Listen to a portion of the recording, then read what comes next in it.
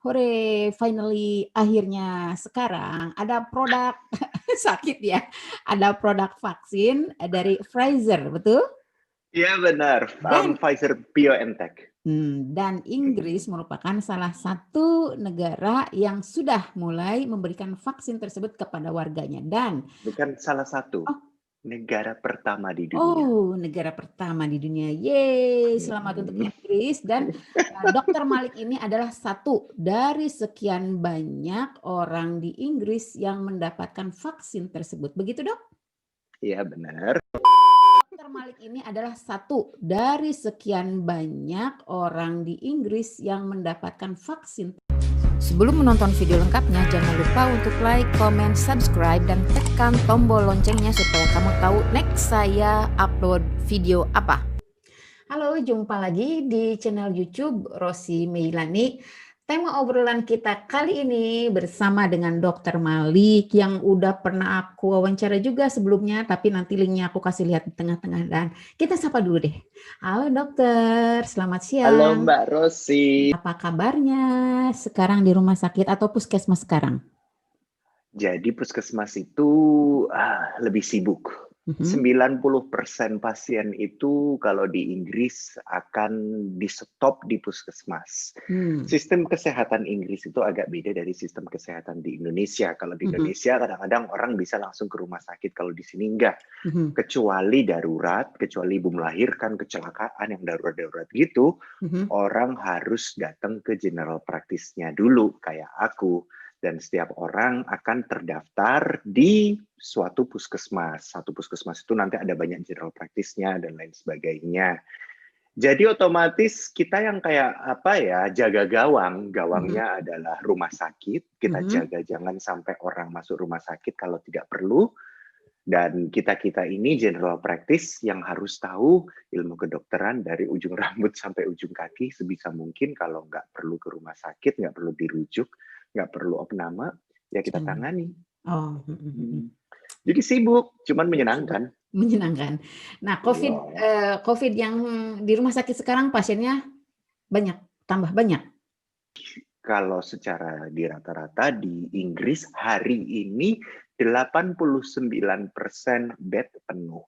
Oh, Artinya kalau mhm. ada 100 bed di rumah sakit, 89 terisi dan hanya 11 yang kosong. Mhm. Kita masih punya slot kosong, jadi Mhm. kita masih belum krisis banget.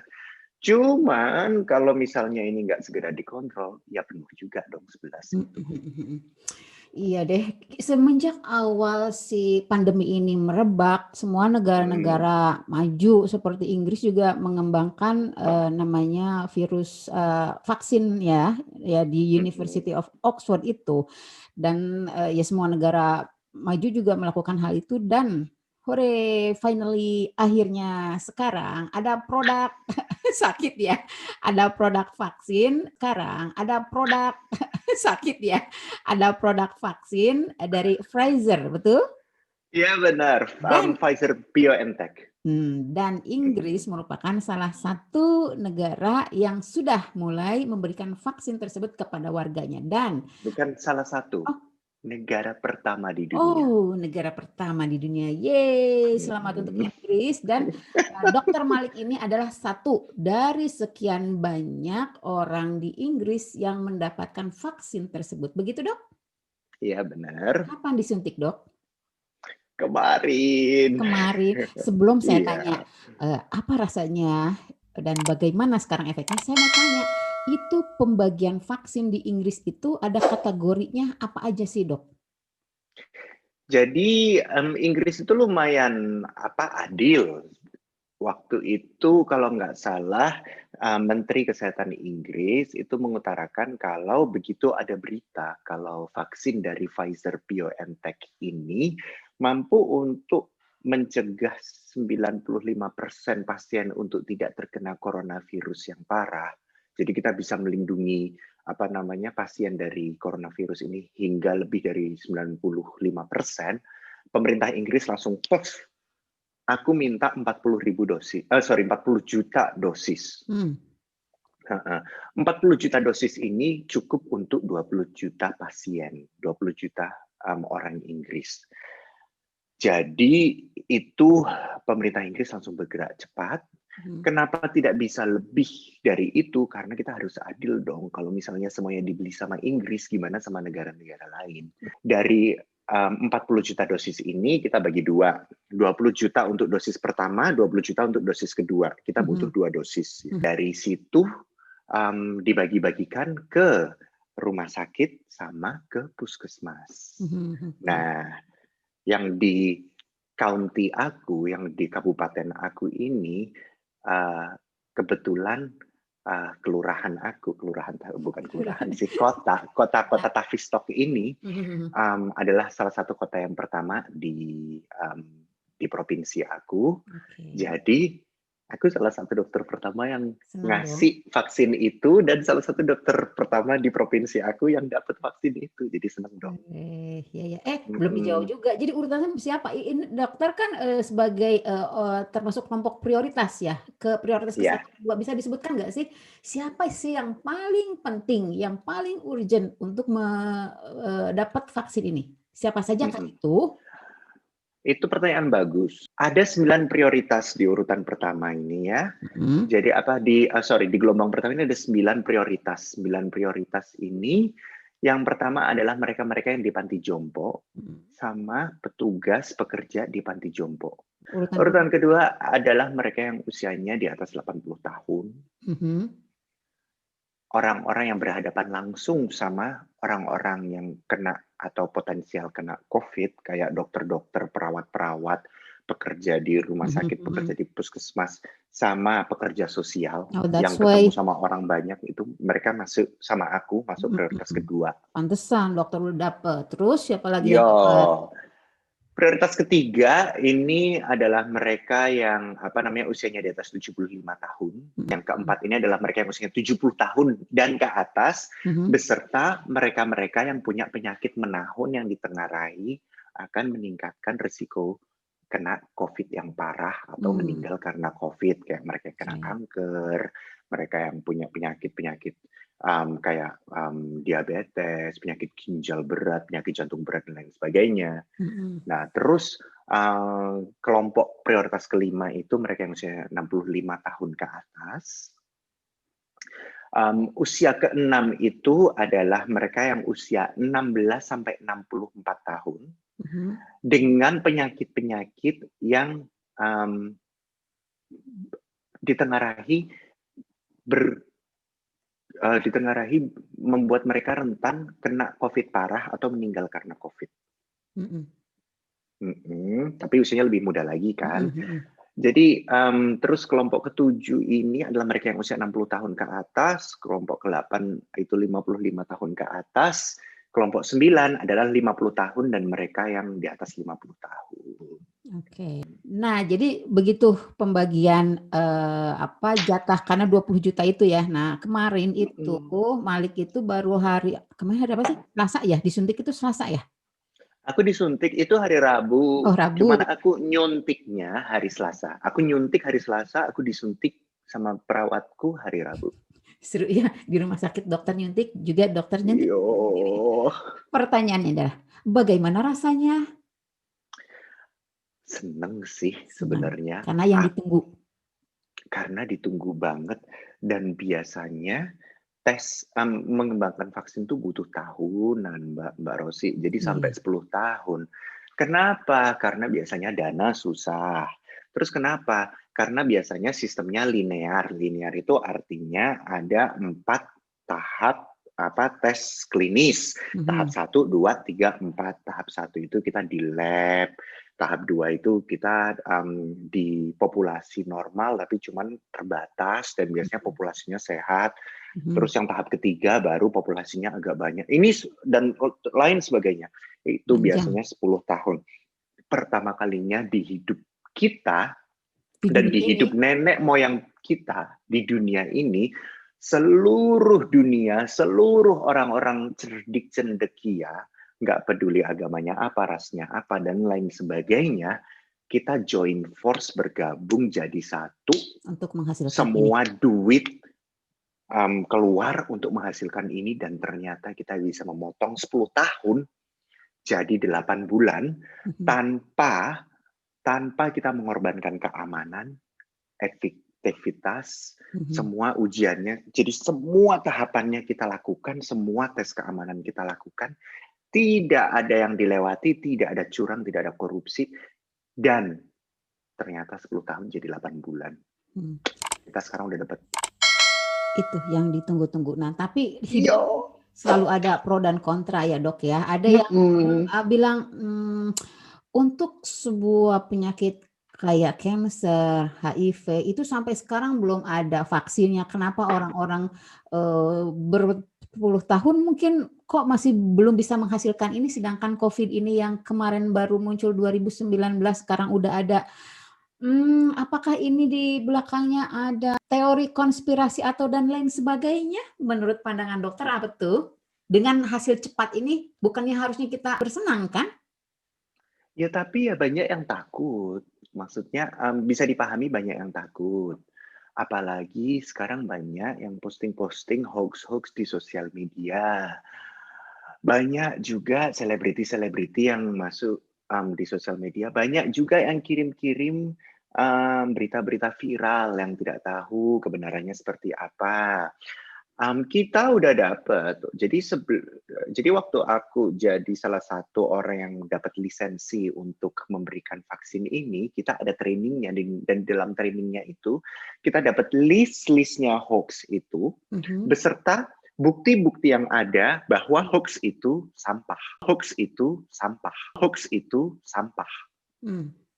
Contoh, ada yang bilang kalau vaksin ini akan mengubah DNA. Nah itu, kemarin soalnya di WhatsApp juga beredar broadcast Mhm. itu. Apa pandangan dokter? Ya enggak lah, ya enggak lah. Ya enggak lah. Emosi kan? Emosi, Ya sabar Pak, enggak lah. sabar. Mengubah DNA tuh gimana itu ya prosesnya? Jadi DNA ini anggap kita punya satu buku ya. Ini bukunya tebel nih ya.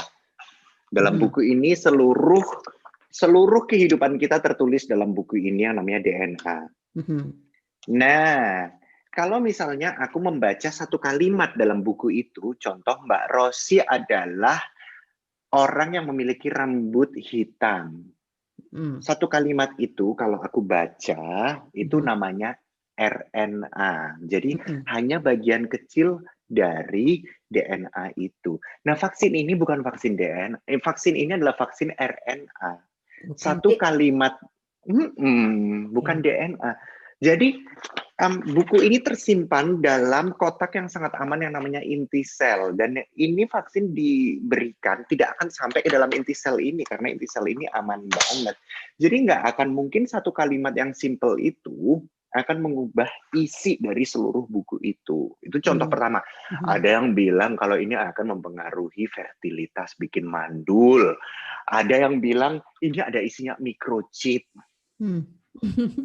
Oke. Jadi, sebagai dokter yang kemarin menyuntikkan itu punya license yang mana sudah dibekali juga, hoax-nya apa saja. Hmm. Jadi ya sudah, itu semua adalah hoax. Jadi aman aman Dan itu menggila loh. iya, Sampai yang kayak apa namanya, ada yang bilang itu microchip itu bisa apa namanya, bisa mengetahui kita makan apa, rekening kita oh apa, masa? pacar kita apa. Loh, beneran ada Oh di videonya. hoax Ada tersebut. di Ya hoax betul. tersebut dan ada di video di YouTube itu ada. Lah terus loh Mbak Rosi, itu kalau misalnya ada satu organisasi di dunia yang pingin ngelihat aku makan apa, menyesal lah Penting mereka. pentingnya apa? Aku makan samyang, aku makan pete gitu, terus mereka tahu semur jengkol gitu, terus sama mereka dibuat apa informasinya? Pentingnya buat Nggak apa? relevan juga. Dan anyway itu semua berarti, hoax ya. Nah Itu hoax. kemarin udah disuntikan, selalu ada Mm-mm. nanti pertanyaannya adalah, "Dok, efeknya apa?" Kalau waktu aku zaman kecil divaksin kan suka nem ya, baal gitu. Apa sih, rasanya gimana? Sama kayak di vaksin-vaksin biasa Dan itu gitu. wajar dong? Itu wajar dong, cuman apa namanya, jarumnya ini itu agak beda sama jarumnya apa, vaksin-vaksin yang lain. Jadi vaksin-vaksin kayak vaksin flu contohnya. Mhm. Vaksin flu itu tersedia satu apa namanya, istilahnya satu dosis ini Mhm. untuk satu orang. Dan jarumnya itu mereka udah karena punya waktu ya, karena ini udah vaksin lama, jarumnya itu mereka bikin seramping mungkin. Nah ini jarumnya tidak seramping jarumnya injeksi flu. Jadi baalnya kalau misalnya vaksin flu itu paling sehari hilang, kalau ini paling 2-3 hari hilang. Gitu. Okay. Jadi ada beberapa kayak ada beberapa efek samping yang memang bisa kita nggak heran lah kalau misalnya ada pasien bilang, "Dok, habis disuntik ini aku mengalami ini nih." Kita akan bilang, "Oh iya, nggak apa-apa," gitu. Nah, itu yang paling sering adalah rasa capek-capek. Habis disuntik rasanya lemes, capek-capek, letih, lesu. Ada yang bilang pusing-pusing, ya nggak apa-apa. Ada yang bilang baal, nyeri otot, tebel. Tuh. Ada yang bilang agak sedikit menggigil, jarang, tapi ya bisa. Mungkin ada. Mungkin. Jadi, efeknya berbeda setiap orang. Setiap orang berbeda, cuman dibiarin aja 2-3 hari hilang. Gitu. Jadi jangan takut karena efeknya berbeda setiap orang. Mungkin ya ada yang ngerasa, ada yang enggak gitu ya. Oke. Nah, si efeknya itu kerasa sehari, 2 hari, seminggu, atau berapa lama itu biasanya? Biasanya paling 2-3 hari udah hilang. Oke. Nah, tadi dokter bilang kan ini dilakukan secara 2 periode gitu atau gimana? Bisa dijelaskan nggak? Oh, lebih itu terlalu dini sih Mbak Rosi. Jadi sejauh ini yang kita tahu adalah gelombang pertama. Gelombang Itu adalah pertama. gelombang pertama yang 9 prioritas itu cuman gelombang pertama berakhir pada usia 60 tahun 50 tahun 50 tahun dan mereka yang ke atas. Nah, jadi apa kabarnya itu, yang 50 ke bawah? Nah, itu mungkin akan masuk gelombang kedua yang kalau misalnya semuanya lancar, katanya pemerintah mungkin akan mulai musim semi. Musim semi itu apa ya? Bulan apa ya? April ya? Maret Maret, ya? April ya? Maret, Tepat April tahun setahun dong. depan. Biasanya kan Maret Dosis ya. kita kan masih terbatas. Oh iya, tapi yang penting itulah yang prioritas dulu. Nah, Malik itu kan kemarin disuntik kemarin Rabu. Kemarin, hari Rabu. Ya, Rabu kan. Nah, katanya nanti bakal disuntik lagi selama jelang dalam durasi 21. Itu namanya booster, itu namanya vaksin booster atau vaksin penguatan Mbak Rosi. Jadi sistem imun itu butuh waktu untuk belajar, untuk mengembangkan kekebalan atau antibodi terhadap suatu penyakit. Nah, aku misalnya kemarin ini kan barusan disuntik. Ini tubuh aku mulai belajar, oh ini ada kuman asing nih, atau ada partikulat dari kuman asing ini, kita harus mulai belajar melawan. Nah, ini dia harus distimulasi lagi, dan dia distimulasinya dalam 21 hari berdasarkan dari penelitian yang ada. Ada beberapa hari di mana kita bisa lebih awal mengenalkannya, atau yang terakhir kita boleh mengenalkannya lagi atau booster lagi itu kapan, itu ada, cuman agar lebih simpel kita bilang 21 hari aja. Itu kita dikasih vaksin yang sama, dosisnya sama. Nah, ini diharapkan dalam 21 hari itu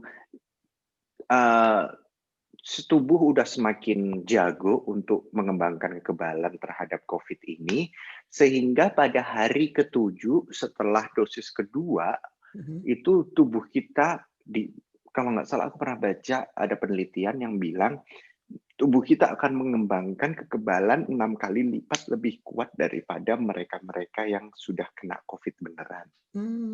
Gitu. Jadi satu paket ya yang suntikan pertama dan kedua itu. Iya, makanya meskipun Inggris dapat 40 juta vaksin, dia cuma cukup untuk 20 juta orang. Karena satu orang dapat 2 injeksi. Dapat 2 injeksi. Nah, itu. Dan nggak cuma COVID ini aja yang punya dua dosis, kayak misalnya hepatitis itu juga ada boosternya, tetanus, polio gitu juga ada boosternya. Booster, oke. Nah, kalau suntikan pertama tidak dilengkapi dengan suntikan kedua, berarti itu bahaya dong, karena itu yang menguatkan gitu. Bukan bahaya, cuman efeknya ya nggak akan sekuat kalau misalnya dia dapat dosis full. Oh, oke, iya. Ya udah, ini Mhm, sepaket yang sudah suntik yang pertama, pastikan mhm. juga untuk mendapatkan suntikan yang kedua. Kalau dokter pasti berhubungan dengan orang-orang yang memang mungkin ya terpapar sama COVID. Jadi senang banget bagi dokter atau tenaga medis untuk mendapatkan hal ini. Kalau kita apalagi yang di bawah 50 itu kan opsional ya. Kan kita terbagi 2 kelompok nih, ada yang pro, ada yang kontra. Terus kalau aku sih dapat kesempatan itu aku mau, tapi kalau buat mereka yang aku mah nggak perlu deh. Menurut pandangan Malik sebagai dokter gimana?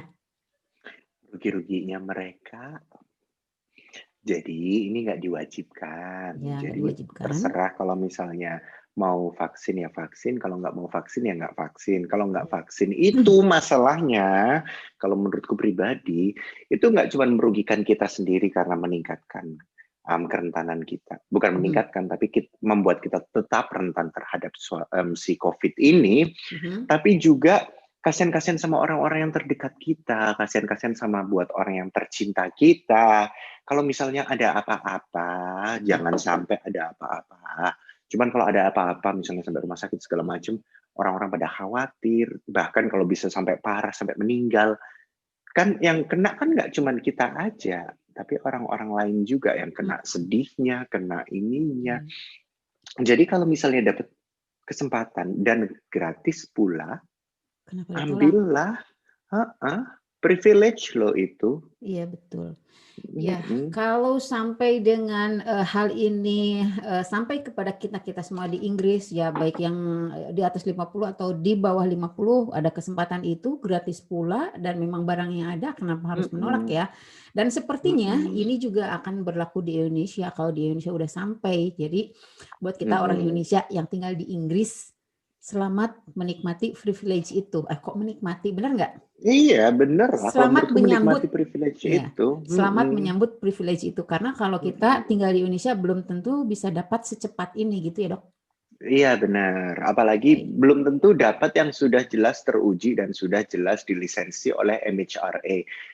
Bukan dilisensi, udah disetujui di green light sama MHRA. MHRA itu kayak badan pengawasan obat dan makanan kalau di Indonesia kayak POM itu loh. Dan anyway, sebelum ditutup, ada pesan apa dok buat kita semua tentang kedatangan vaksin yang kita tunggu-tunggu ini? Pesannya adalah kita tidak apa-apa kritis. Kita tidak apa-apa kalau misalnya Mbak Rosi kan Muslim gitu loh, jadi Tuhan Allah itu wahyu pertamanya adalah Iqra, bacalah kan kalau di agamanya Mbak Rosi. Dan artinya bacalah itu nggak cuma bacalah hoax dan terus percaya, terus disebar-sebarin gitu. Tapi bacalah dan bacalah lagi dan bacalah lagi hingga kita dapat kebenaran yang hakiki. Jangan sampai kita kurang tahu apa yang kita baca, terus bikin huru-hara dengan menyebarkan berita palsu. Dosanya besar karena akan mempengaruhi orang-orang yang kita cintai, orang-orang lain, pendapatnya mereka. Karena susah banget ngontrol hal seperti itu di zaman sosial media ini. Orang cuma pengen like, orang pengen suka komen, nggak peduli mereka manfaatnya apa, keburukannya apa. Kita ada vaksin itu sudah diuji aman, efektif, gratis pula kalau di Inggris. Ya sudahlah, dinikmati, disyukuri, zakat kalau mau, sedekah kalau mau. Tapi nggak usah lantas kasih berita-berita hoax yang akan merugikan orang banyak. Menyesatkan orang banyak. Begitu. Jadi harus smart, bertanya kepada orang yang tepat, bacalah dan bacalah yang tepat. Betul. Oke, terima kasih Dokter Malik obrol-obrol santainya hari ini. Jadi sama-sama, kangen deh Mbak Rosi. Kangen juga. Semoga pandemi ini cepat berlalu ya dengan adanya vaksin udah stop. penyebaran virus ini, jadi kita bisa saling tatap muka karena selama ini ya lewat Zoom dan ya begini saja. Iya, kalau misalnya nggak zaman COVID ini pasti udah aku undang ke Plymouth, aku Iyalah, masakin. kemarin aku main ke Isle of Wight juga. Ditahan sudahlah. Oke, kita tutup dulu ya. Terima kasih Oke. Dokter Malik obrol-obrolnya. Semoga Yes, obrolan makasih ini Mbak bisa Rosi. membawa manfaat ya Dok ya. Jangan lupa untuk like, comment, subscribe, dan tekan tombol loncengnya karena saya mau ngobrol lagi dengan orang-orang yang asik untuk diajak ngobrol. Bye-bye dokter. Selamat sore. Dah. Sore.